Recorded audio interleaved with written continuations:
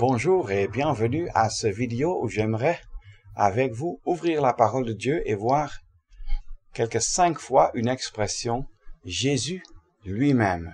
Ça figure plusieurs fois dans le Nouveau Testament, mais j'en ai sélectionné 5 pour que cela parle à nos cœurs. Tout d'abord dans l'Épître aux Galates, chapitre 1er, où nous lisons dans le verset 3, « Grâce et paix à vous, de la part de Dieu le Père et de notre Seigneur Jésus-Christ, qui s'est donné lui-même pour nos péchés, en sorte qu'il nous retira du présent siècle mauvais. Selon la volonté de notre Dieu et Père, auquel soit la gloire au siècle des siècles.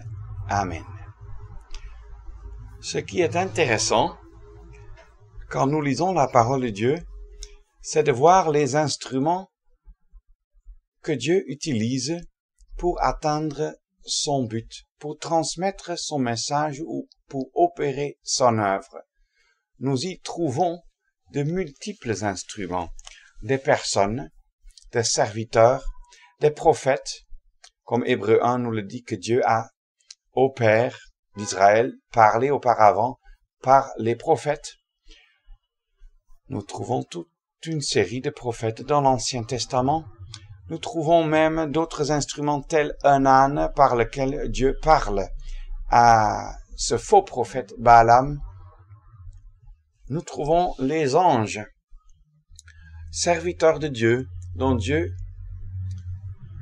que Dieu utilise pour atteindre son but. Par exemple, quand les 2 anges arrivent chez Lot à Sodome pour l'avertir et pour l'arracher de cette ville qui va bientôt être détruite. Mais il est très intéressant de voir que certains points très essentiels, Dieu ne les laisse pas à d'autres, que seul à son Fils. Alors, il est dit ici, Jésus-Christ qui s'est donné lui-même pour nos péchés. Quand il fallait créer les cieux et la terre, il fallait le Fils. Dieu le Fils, créateur de toutes choses.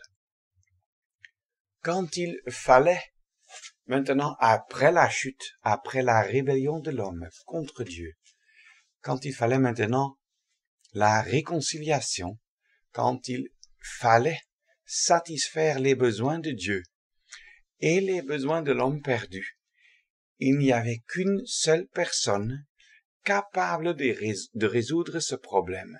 C'est Dieu le Fils, devenu homme, appelé notre Seigneur Jésus-Christ. Et non seulement fallait-il que Jésus-Christ, comme homme, vienne sur la terre, vive sur la terre, mais il fallait qu'il se donne lui-même. Il n'aurait pas pu donner de l'argent ou de l'or. Nous n'avons pas été rachetés, dit 1 Pierre 1, de notre vaine conduite, de notre vie dans le péché, pour ce qui nous concerne comme païens convertis. Alors nous n'avons pas été rachetés par l'or ou par l'argent ou par des choses précieuses ou par les efforts d'hommes autour de nous, parce que aucun homme ne peut racheter son frère. Il ne pourra jamais payer la rançon de son âme. Pourquoi est-ce que je ne peux pas payer la rançon, la libération de quelqu'un d'autre? C'est parce que je n'ai même pas l'argent pour me libérer moi-même. Ou d'autres moyens, je n'en dispose pas. Parce que l'homme ne peut jamais être libéré du joug des péchés par ses propres efforts, ni par les efforts de quelqu'un autour de lui.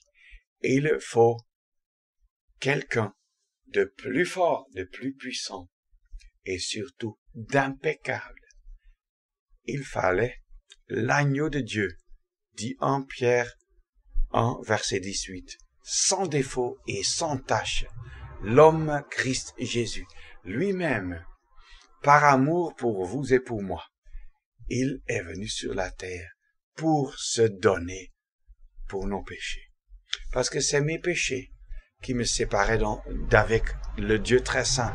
C'est vos iniquités, vos injustices, vos péchés qui font séparation entre vous et Dieu. Et il n'y a qu'une seule personne qui peut résoudre ce problème. C'est Jésus-Christ.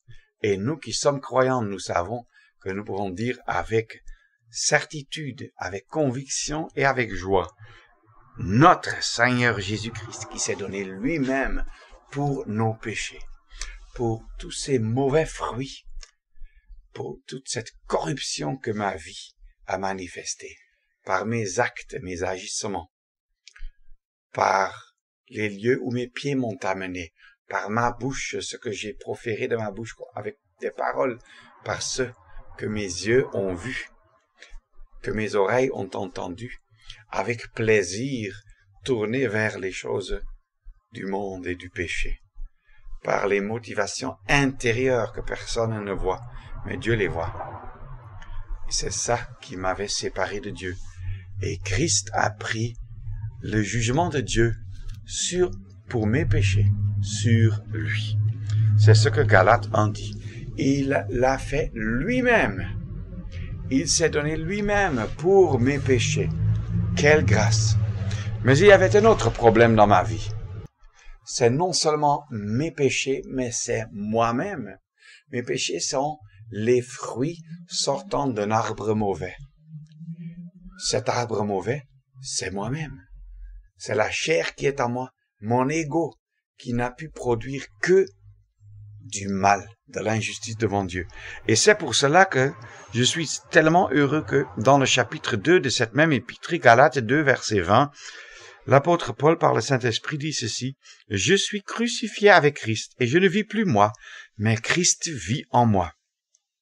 Et ce que je vis maintenant dans la chair, je le vis dans la foi au Fils de Dieu qui m'a aimé et qui s'est livré lui-même pour moi. » Alors maintenant, je lis deux choses. Tout d'abord, qui s'est livré par amour et deuxièmement, qui s'est livré pour moi. Non seulement pour mes péchés, mais pour moi. Est-ce que vous croyez que j'aurais pu entrer au ciel un jour si seulement j'avais été libéré de mes péchés? Non, c'est impossible, parce que j'aurais toujours le problème du moi, où le péché habite en moi. Et c'est pour cela que Jésus-Christ, quand il est mort une fois, ou un aspect, c'est qu'il est mort pour mes péchés, mais l'autre aspect, c'est qu'il s'est livré lui-même pour moi, pour résoudre le problème du moi, de la chair.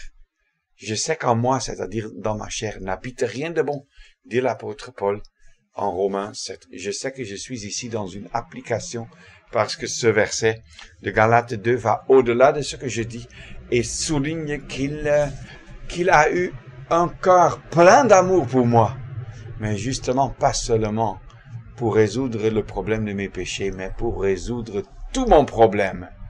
Et je ne peux que rendre grâce au Seigneur Jésus-Christ de l'avoir fait par amour pour moi. Un amour incompréhensible, parce que je n'avais rien mérité, sauf la mort éternelle. Et c'est ma punition éternelle que lui, il a pris sur lui.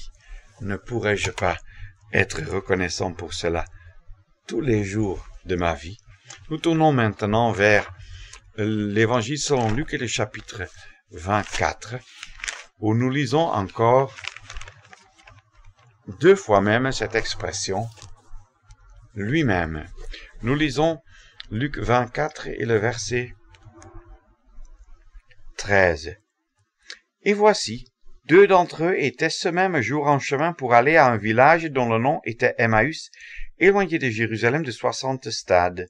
Et ils s'entretenaient ensemble de toutes ces choses qui étaient arrivées. Et il arriva, comme ils s'entretenaient, et raisonnaient ensemble que Jésus lui-même, s'étant approché, se mit à marcher avec eux. Mais leurs yeux étaient retenus de manière qu'ils ne le reconnurent pas. Alors, ils se sont arrêtés, ces deux, avec un visage morne et triste. Et leurs yeux étaient fermés à la réalité. C'étaient deux disciples, deux que le Seigneur Jésus aimait, qui en principe aussi, eux, de leur côté, aimaient le Seigneur Jésus, mais ils avaient toute une autre idée sur le rôle et l'importance de Jésus-Christ. Ils avaient pensé qu'il allait probablement régner sur la terre en majesté, en puissance, que peut-être eux, comme certains disciples l'avaient en tête, auraient aussi un rôle important dans son royaume, ainsi de suite, mais qu'il allait mourir et être enterré après avoir souffert cruellement de la part des hommes. Ils n'auraient pas pu s'imaginer cela. Ils auraient pensé qu'il allait régner en puissance et qu'eux allaient partager avec eux, avec lui. Mais au lieu de cela, il était mort après de cruelles souffrances et ensuite il était enterré. Tout leur espoir était parti dans l'air. Et alors, connaissant l'état de cœur de ses disciples, le Seigneur Jésus se joint à eux. Et il fait même tout un long chemin de peut-être presque 11 kilomètres avec eux pour ouvrir les Écritures et pour leur montrer dans les Écritures la réalité de ce que lui, il était vivant, ce que lui, il était le Fils de Dieu et qu'il était mort justement pour eux. Il allait ouvrir les saintes Écritures pour le leur montrer avec conviction et le résultat n'était que leur cœur brûlait pour Christ. Quelle joie, quelle consolation pour leurs âmes. Jésus lui-même s'étant approché, se mit à marcher avec eux et à leur parler. Il aurait pu envoyer un ange, un prophète, un apôtre qui l'aurait convaincu entre-temps, mais non. Il a pris la peine lui-même de se joindre à eux. Et nous aussi, on est souvent découragés, sachant que le Seigneur Jésus lui-même porte intérêt à nous, à notre état de cœur, et il veut nous encourager. Il se joint à nous, pour ainsi dire, pour parler à nos cœurs.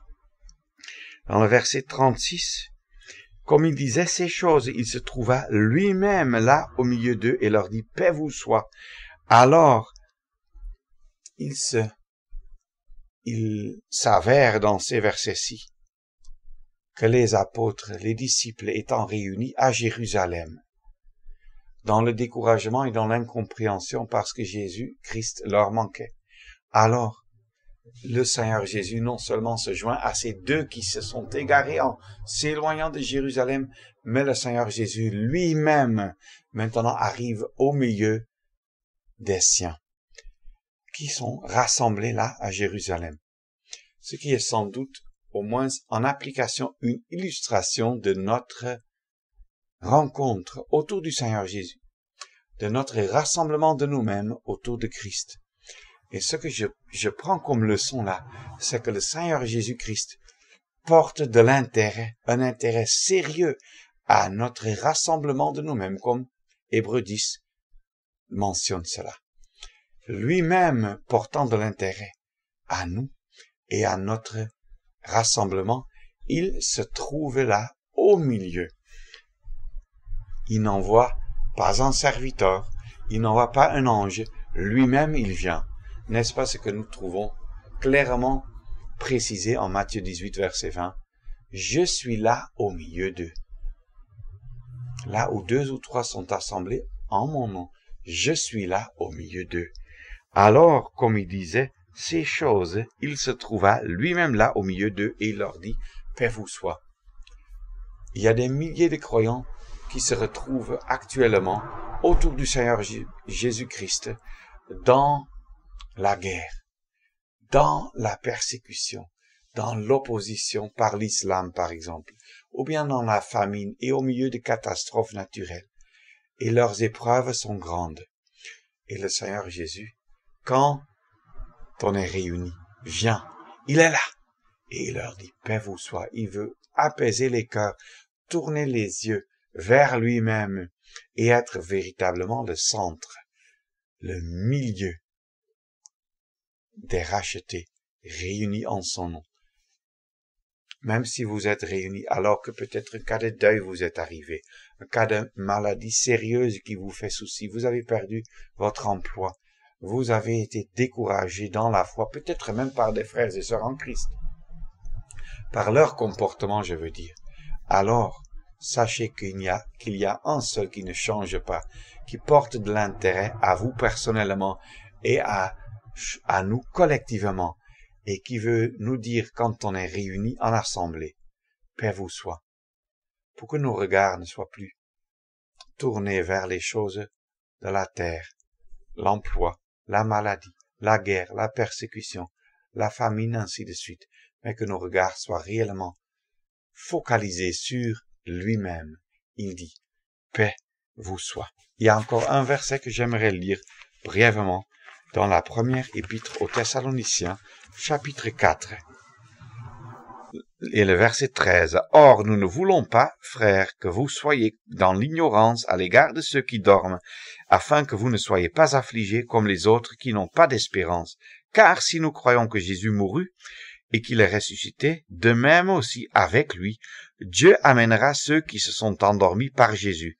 Car nous vous disons ceci par la parole du Seigneur, que nous, les vivants, qui demeurons jusqu'à la venue du Seigneur, nous ne devancerons aucunement ceux qui se sont endormis, car le Seigneur lui-même, avec un cri de commandement, avec une voix d'archange et avec la trompette de Dieu, descendra du ciel, et les morts en Christ ressusciteront premièrement, puis nous, les vivants qui demeurons, nous serons ravis ensemble avec eux dans les nuées à la rencontre du Seigneur en l'air, et ainsi nous serons toujours avec le Seigneur.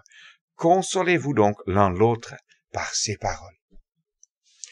Les croyants à Thessalonique avaient été brièvement enseignés par l'apôtre Paul sur beaucoup de fondements de la foi chrétienne, mais ils n'avaient pas retenu d'une façon claire ce qui allait arriver avec les croyants qui étaient entre-temps décédés. Et l'apôtre leur rappelle que Christ va bientôt revenir sur la terre en puissance et en majesté et en gloire, et il viendra avec tous ses rachetés.